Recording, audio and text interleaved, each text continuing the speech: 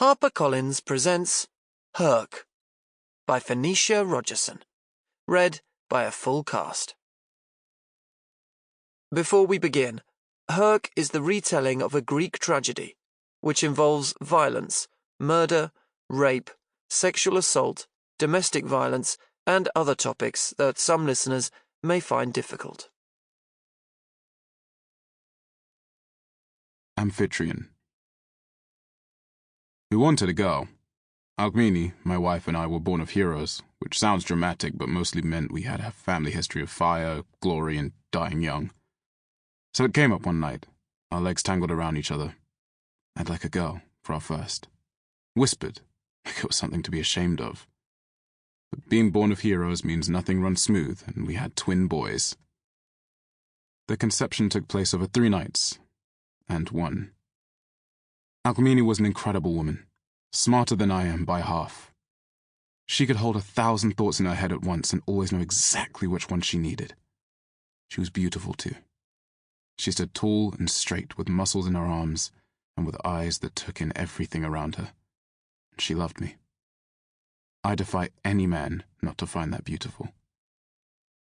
Maybe then, it shouldn't have come as a surprise when she attracted the attention of a god, Zeus, the king himself.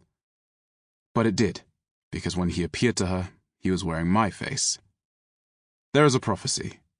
It said a descendant of Zeus born around a certain time would rule all those around him. I don't know why this particular prophecy was so important to Zeus. His progeny tended to grow to be kings anyway. But it's best not to question the gods.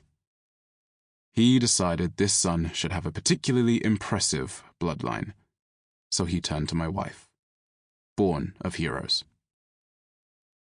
I'm older than I was. I've had time to come to terms with it. I've tried very hard not to be angry with her. I know, logically, there's nothing to be done when the king of gods appears looking like your husband, but I have to wonder. Did he have my mannerisms too? My thoughts, and my words, and my movements? The night Zeus appeared to my wife, did he knock on our door? The world went dark. I was away, trying to mint myself as a military leader before our family grew. I wanted to be a father to be proud of. 3 days, it stayed dark. What should have been the first morning, we brushed it off. We laughed that Apollo, who drives the sun, was being lazy, distracted by some nymph, maybe. By afternoon, we stopped laughing. Something about the utter blackness choked it off, and quietly speculated that this was the end for man. We supposed the Titans had risen from their prison in Tartarus and deposed their children, the gods, dragged them someplace even darker than the world we inhabited. By what should have been the evening, I was riding home. Screw war. Screw honor. If this was the end, I wanted to spend it with my wife. By the end of the ride, my steed, a warhorse from as long and splendid a lineage as my own, was fit for nothing but pasture. But it didn't matter. As our house crept into sight, so did the sun, rising behind it. I didn't stop to speak to Alcmene, save fervent whispers of relief as I scooped her up and carried her to bed. Even in that state, I noticed the smell. The sheets were well worn, if we're being polite.